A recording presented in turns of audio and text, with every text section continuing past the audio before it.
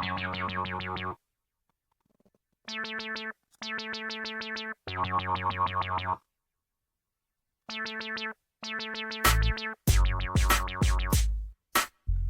up, what up, what up, what up? What up, Twitch? What up, Facebook? What's going on, people? Y'all know who it is. It's your boy, Mr. Patterson D, aka Chaos. You know what I'm saying? Y'all know I go by many names. Many people know by different names, so I ain't gonna do a quick rundown of everything, but this is Music is Life, brought to you by the Unfiltered Fools podcast. Like I said, y'all know who I am, the host. So let's get these facts out. The year is 2001. 2001 was the year of a lot of conflict, natural disasters, as there were a bunch of earthquakes, hurricanes, many power uprisings, killings, plane crashes, and wars, right? There were actually 34 active armed conflicts in 28 countries in 2001. The total numbers remain unchanged since then.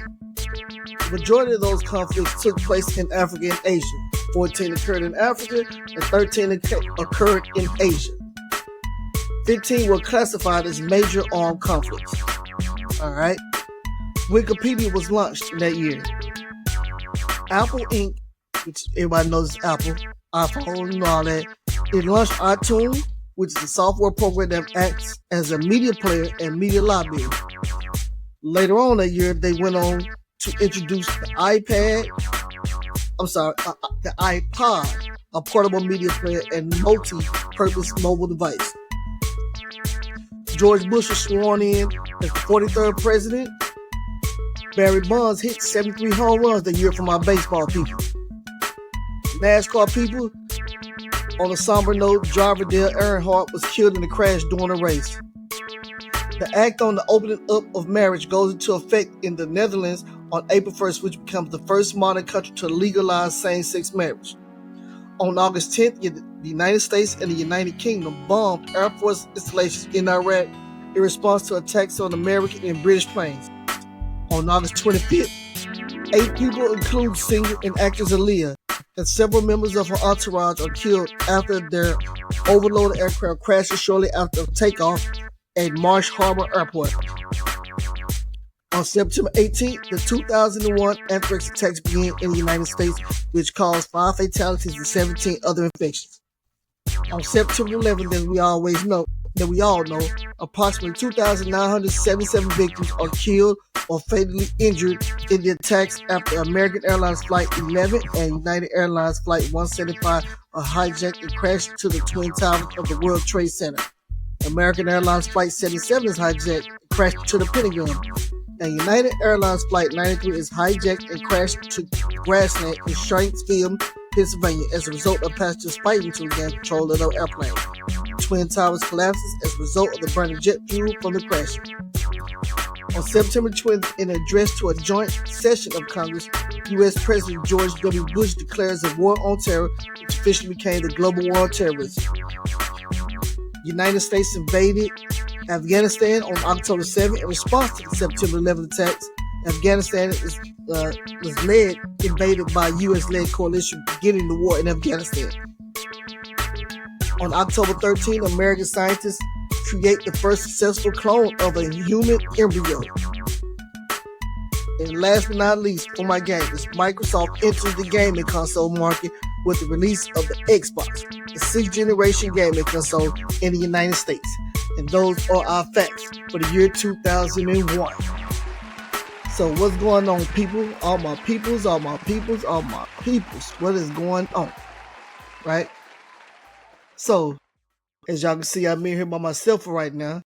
I got a couple of people who may pop in and out. The boy Mental Slim may pop in, but if he don't, then I'll rock by myself. My boy Young Hood said he gonna check me out. He may pop in, not for sure, but we gonna see. As well as the homie Lyrics. But neither here nor there. We gonna thug out if we got to. So our intro music was Superwoman by Lil Mo, who had an album that dropped that year as well. Decent album. Of course, it couldn't make my list, which is why it was my intro music. But let's get into this list. We're gonna kick it off with R&B. Y'all excuse me. So we're not gonna hold you too long because, like I said, I'm by myself. So the album was the first album to come up, right, for that year for me. And I think for a lot of people, can't say everyone, but for a lot of people, I would say probably the number one album that year was Usher, the 8701. He came back big time. He was going through his little issues with Chili at the moment, or at the time, I should say. A lot of people thought that he was crazy for that situation to break up or whatever, or supposedly he cheated on or whatever, but who really cares? We talking about music. We only care about the music.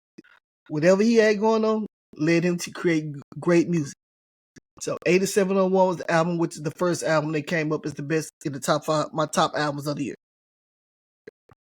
The songs that I really liked off that album, well, I really like the whole album, but the ones that stood out for me is, of course, You Remind Me, which is a single, and the other single, You Don't Have to Call.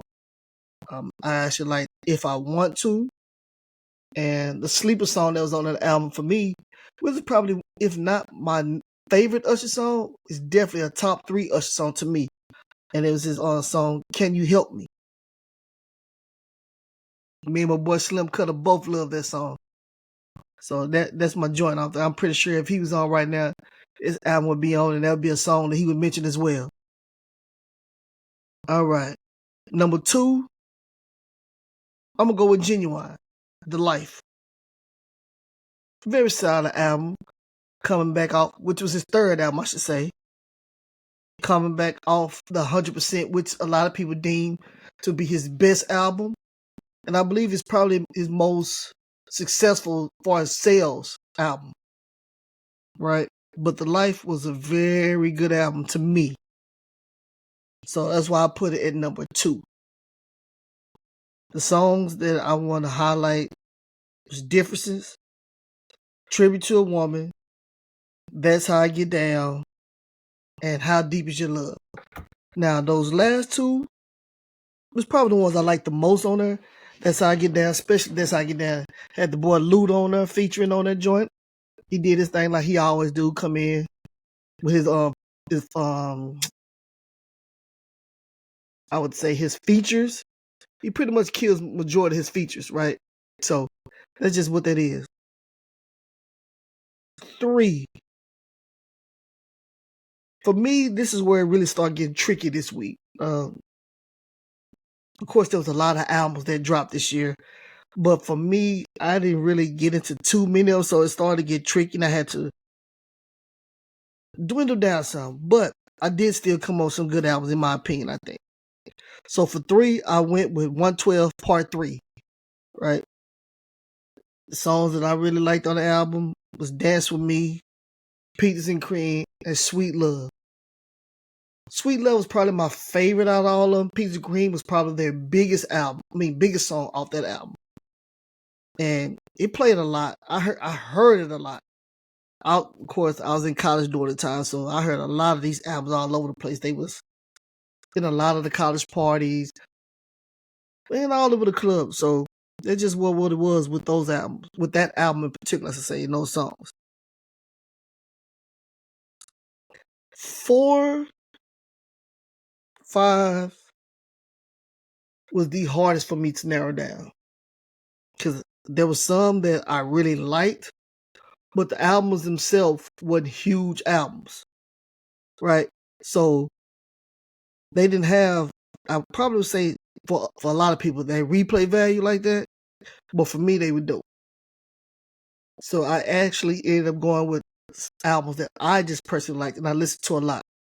So at 4, I went with the Michael Jackson Invincible album. Now everybody knows I'm a big Michael Jackson fan, and you can, the albums in his later career wasn't as great as his earlier work, of course, but at the same time, he still gave you quality songs on each album, on each project, I would say. So I think the songs, I'm not gonna say I think, the songs I'm gonna highlight right now that I really like the most, well, the song I liked the most off this album for sure was Heaven Can Wait. It was a little ballad. I'm not certain who wrote that song. I should have been more prepared and found that out, because I really love that song. But also off that album, I love Break of Dawn and Butterflies. Now, Butterflies, I do know who wrote that song. That song was written by Marsha Ambrosius, which surprised me when I found that out. Like her pen game is very underrated to the people who follow writers and those type of things. Like everybody, those people who follow those things know what she does, but for the average consumer of music, the average person who just listens to music, they don't too much care about that. But a lot of these people like Marsha Ambrosius and Missy and Carrie Hilson, these people are behind a lot of your great songs, and you would never know it. Neo was another one. Sean Garrett, just to name a few. Rodney Jerkins, of course, he's one of my favorites. But she wrote Butterflies, and she said she actually came up with that song when she was a little kid in school. It was supposedly written about a boy that she had feelings for. I don't remember if she actually dated the person or not, but she went on to tell the story on the R&B Money podcast. She talked about that song with Tank and the other guy, Jay Ballantyne. But again, I'm just rambling off. And that's the Butterfly song on Michael Jackson, the Invincible album, which was the number 4 album. Number 5, I was going back and forth with number 5 with the sixth album I actually chose this week. Normally I wouldn't pick this person, especially because I give this person so much grief. Well, people think I give this person so much grief. And I guess you can say I do a little bit here and there, but it's just opinions, right? Excuse me. I know Slim, when they hear, especially if he was on him and my boy Lyrics, they would be shocked with the actually album I went with.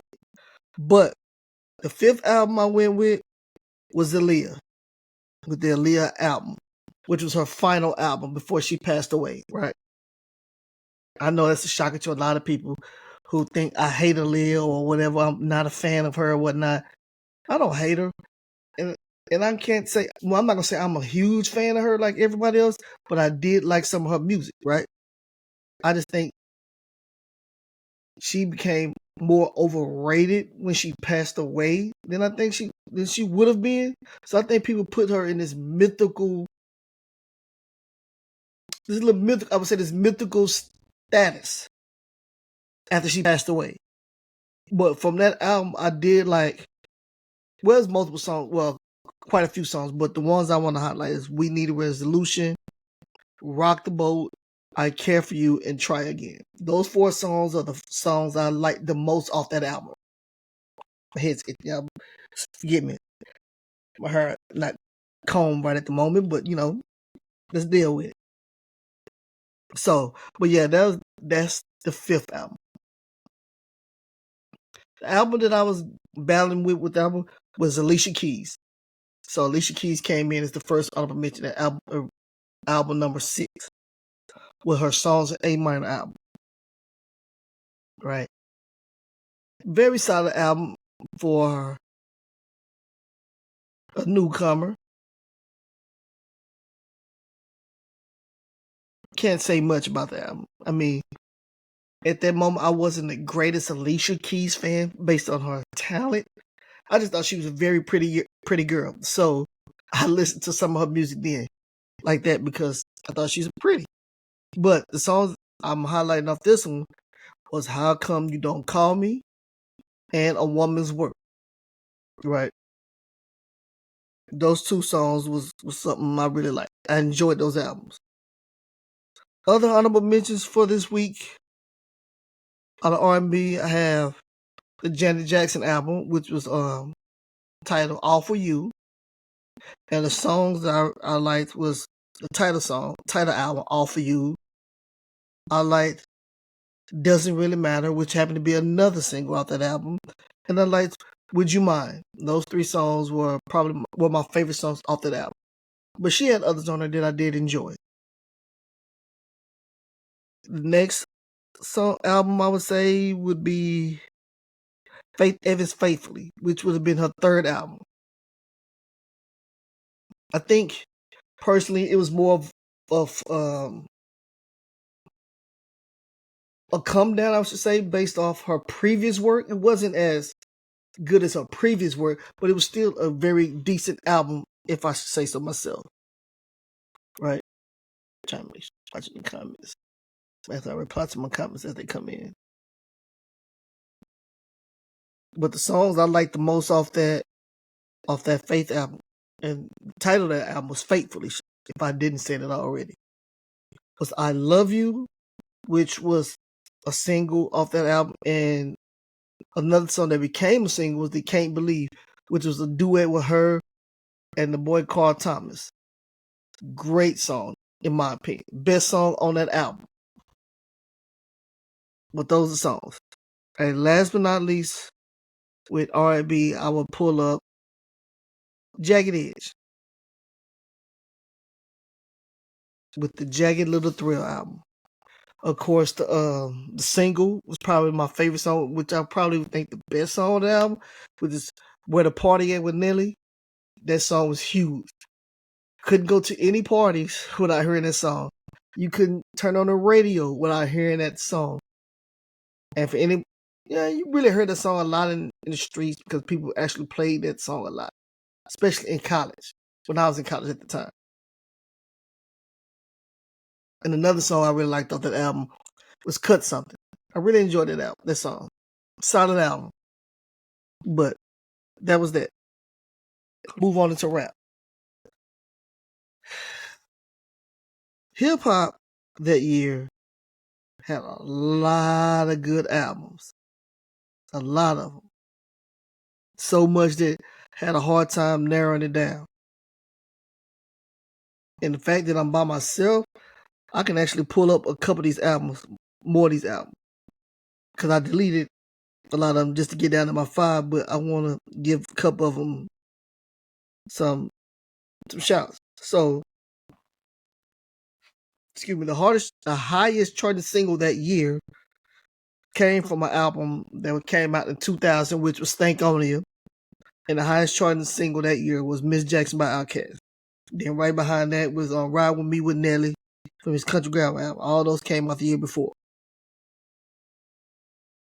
But other albums that released that year that didn't make it, you had Big Hog. For all my Texas people, my Houston people. Project Pat dropped an album for my Tennessee people with Mr. Don't Play, which was a very good album. Pac first posthumous album dropped that year Until the End of Time. Ghetto Twins dropped for my New Orleans folk. The girls was hard. I respect them, and I really liked them. I used to dig them. Big Pun dropped his Endangered Species. My boy Cardinal Official dropped his album that year, Quest for Fire. I like Cardinal Official. The boy Pastor Troy dropped the Face Off album that year. An album that I had to leave off that I know my boy Slim Cutter would have probably had on his, possibly, was Redman Malpractice. I'm a Redman fan. I like Red. But I've come to realize, I think I like Red more when he's with Method Man, or he just doing his random raps or verses. Because I think when he does his features, he kills. It's like, but when he get into his solo albums, I don't really like his albums as much. I like certain songs, but the full albums, I don't always like the full album. So it's hard for me to put Redman on my top albums of the year list. But I do have Redman, and I hold him in a high regard when it comes to rappers, some of the best rappers of all time and lyricists. So I think I have him in the 15 to 20 range, probably somewhere. I'd have to redo my list or revisit my list to see where I actually have him at. But he dropped. My boy B. Siegel dropped The Reason. Solid. I like B. Siegel. Who else? Let's see. Zero from my boy Malcolm. He loves Zero. Jada dropped Kiss the Game Goodbye. There's some joints on it. Juvenile dropped Project English. Who else dropped that I should note? Let's see. T.I. dropped his first album, I'm Serious. Quick backstory on that, right? Funny enough that a young lady in college tried to introduce me to him, I should say, and that album.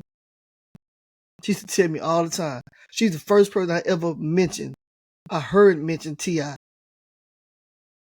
A friend of mine by the name of Jamara. She's from Fort Worth. She checks in every now and then, but she's the first person to ever play me a T.I. song. And when she played me that album, I was like, man, this dude is garbage. Now, I know this sounds blasphemous to a lot of people. I know a lot of people who love that I'm Serious album.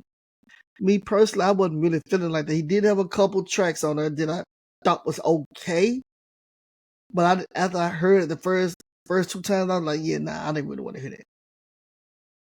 So I didn't give it a complete chance because I didn't, especially the second go around. When I heard it the first time, I didn't like it. So that second go around, I really didn't give it a complete chance. But many years later, I went back and gave it another listen. Still don't think it was a great album, but I did like more songs on it. So I gave him more respect on it. But Jamara, she was the one who put me on the T.I. with that album. Like, I didn't like the Beenie Man single, but it is what it is. All right. So those are all the albums that did drop that, of course, didn't make my list. So my top albums, right? And of course, I got a bunch of honorable mentions because I couldn't narrow it down to 5. So the top 5, right? Number 1 album. Let's go. Number 1. Normally, I probably wouldn't put the number 1 because people say it's my biasness, but fuck it, I don't care. So be it. It's biased. Number 1 album of that year, I'm going to go with Jay-Z's The Blueprint.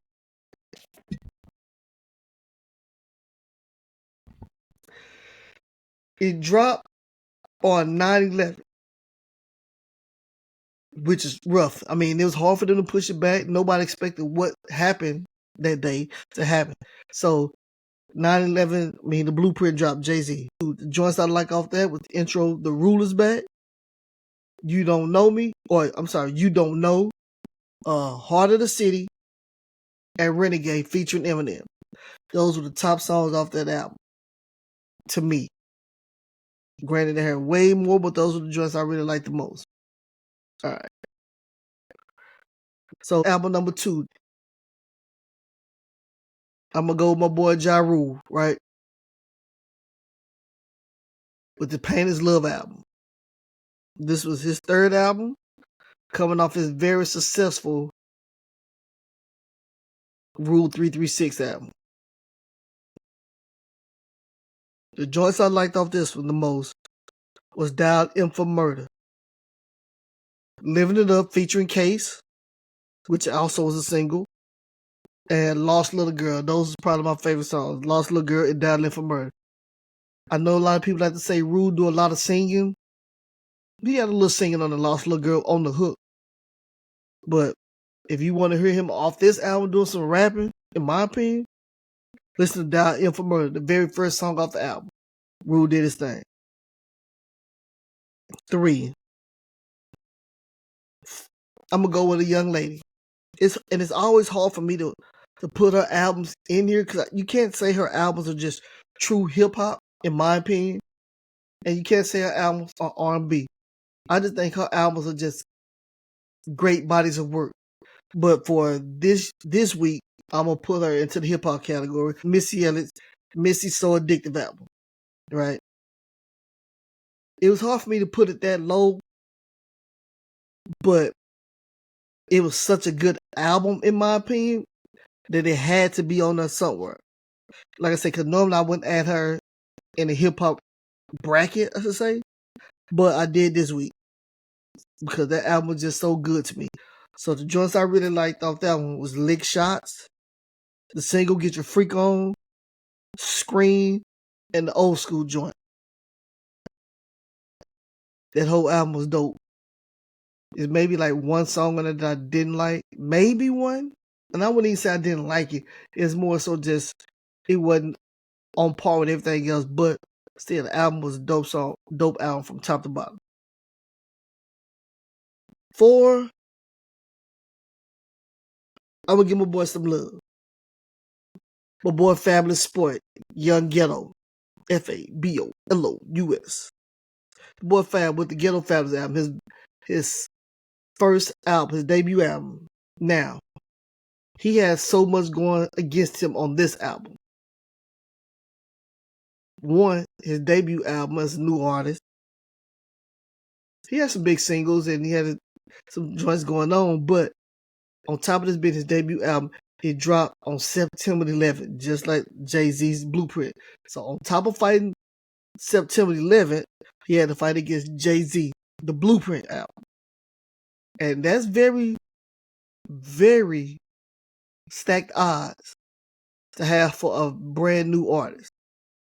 But Fabolous ended up still doing good with them, went platinum, and held his own. So for all those things that was going against him, I had to put Fab in the top 5. So the joints I liked the most was Keeping It Gangster, One Day, which is probably my favorite song off that album. If you don't know what I'm talking about, just go listen to it. My favorite song off that album. I also like Right Now and Later On. Then I like the single with the boy Nate Dogg, Can't Deny, huge song. Holla Back Youngin was okay, you know what I'm saying, with Pharrell, but yeah, I wasn't the biggest fan of that song, but solid song, great album. And my 5th album to crack the top 5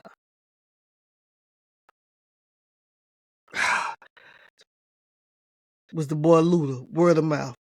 The joints I liked the most off the album was Area Codes, Saturday, which is produced by the Neptunes, Move B, and Freaky Things featuring Jagged Edge and Twista. That song used to have everybody going crazy. Had the boy Faison talking on the beginning of the song. So that's the joint off that one. And that's the top 5, right? Other albums that came out that year that I really did like. I'm gonna go stay in the South. And go with my boy Soulja Slim, right? With the Streets Made Me album, which was his second album, No Limit. When I was looking at the list of everything that came out that year, originally, I was like, man, Soulja Slim going on here. But then I started seeing everything that came out that year. I was like, damn, Slim ain't gonna make it. But still need to be an album that need to be highlighted to me because everybody knows that I was a huge No Limit fan at the time. So I bought everything No Limit. I used to play the heck out of that album, The Streets Made Me. So the joints off that album was Soldier's Life Mentality, Make It Happen, with featuring Crazy, and You Heard Me.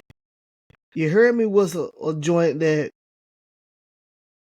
most people wouldn't think that I would like this song.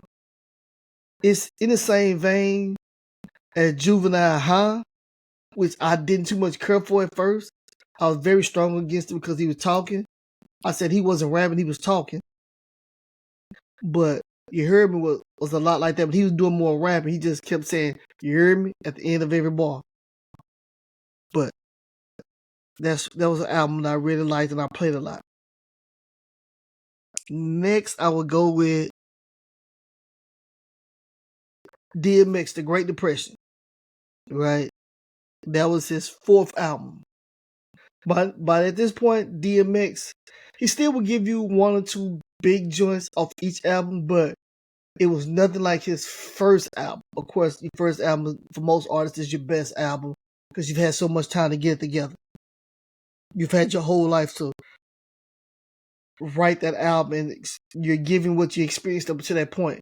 But The Great Depression wasn't a great album, but it was good. I did like Who We Be, which was a single. We Right Here, which is also a single. And he had a joint on there called Number 11 that I really like too. But that's DMX, The Great Depression. Mystical, his Tarantula album was a joint I did like too. I know a lot of people didn't really care for that album, especially coming off the album that was just right before Let's Get Ready, which was his biggest album of his career, I would say. He had the joints with Shake That Ass and Bouncing Bag, and all those joints was on that album. But this joint, Tarantula, my songs I really like was Get Us Started with him, Redman, and Method Man. Ooh Yeah, that shit was hard to me too. And That's That Shit. The last song off that album. Those are 3 joints I like the most off that album. What else am I forgetting that I did like? I mentioned Trick Daddy. I mentioned DMX, Slim. Okay, I guess the last one is a bad boy artist. He's going through some Bad Boy's going through some things right now with the boy Diddy. That's a whole nother podcast, and we discussed that already. But the last album for the week is G-Dep, Child of the Ghetto album. I don't think people really just gave G-Dep his just due. I mean, outside of his big singles, Let's Get It with him, my boy Black Rob, and Puff. I don't think people really dug into his album and really listened to the album. But G-Dep, one of my favorite artists to come off Bad Boy. I mean, between him, Black Rob's probably my favorite. I know people gonna say that's absurd, especially with Biggie and Mace. I mean, I wasn't the biggest Biggie fan, but I did like him. And I did like Mace too. But I think Black Rob's probably my favorite for some reason. He just was him and then G-Dep. But yes, Child of the Ghetto. The joints I did like was another single, Special Delivery. That was dope. The remix was dope too. Special Delivery remix had the boy Pretty Tony, Ghostface Killah on there and set it off. You know what I'm saying? But hard. He had the songs, like I said, Special Delivery was a song I like. Keep It Gangster was a song I liked. They had the boy Sean Poe on there. Sean was another one I really liked off that on Bad Boy. He had a joint called Blast Off as well. They had Mark Curry and Loon on it. Dope song. A lot of people slept on Mark Curry. I don't recall him having a solo album with Bad Boy, but a lot of his features and a lot of verses that you would hear that he do, he would always kill them. So I don't know why he never really just came out the album, or if he did, I just missed it. Wasn't highly promoted, so it got overlooked. But Mark Curry was a dope artist.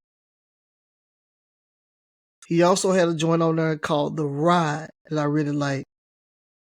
And last but not least, he had a joint on there called Nothing's Gonna Stop Me. To me, that beat and the storytelling off that song, just great.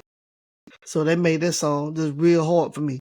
So I personally really liked the G-Dep album. They had a whole lot of joints on it that I like. That whole album I can rock with, except maybe two or three songs. But for the most part, I really like that song. That album, I should say. Time is pretty much up for this week. This is Music is Life 2001. The live web series is still going on. For those who want to hear the edited version, who have missed the live, you can catch them on YouTube, on my YouTube channel, the Unfiltered Foolishness Podcast. You can catch some clips on there for the edited version for the things that don't actually make, you know what I'm saying, the actual video footage of it. And for those who like to listen to things while they driving, if you don't want to listen to the YouTube version, you can listen to the audio version on Spotify, the Unfiltered Foolishness Podcast. So you have the actual Unfiltered Foolishness podcast, you have the Music is Life live web series, and you have my Conversation After Dark live web series. All those you can see the actual videos on YouTube, on my YouTube channel, and you can hear the audio on Spotify. So go to follow me, YouTube, Unfiltered Foolishness podcast, or if it's easier to follow me at Dios Patterson 807. Follow me on Twitch for those who don't follow me, which is D Patterson 214. Same thing on TikTok, D Patterson 214, and follow me on what's that? IG D_Patterson 214, and you can see everything that's going on with the clips, the outtakes, live videos, and the audio for the actual podcast. So just follow me on all those joints, and you catch it all. Like, subscribe, follow, share, and we out. Music Life 2001. We see y'all next week for 2002. Peace.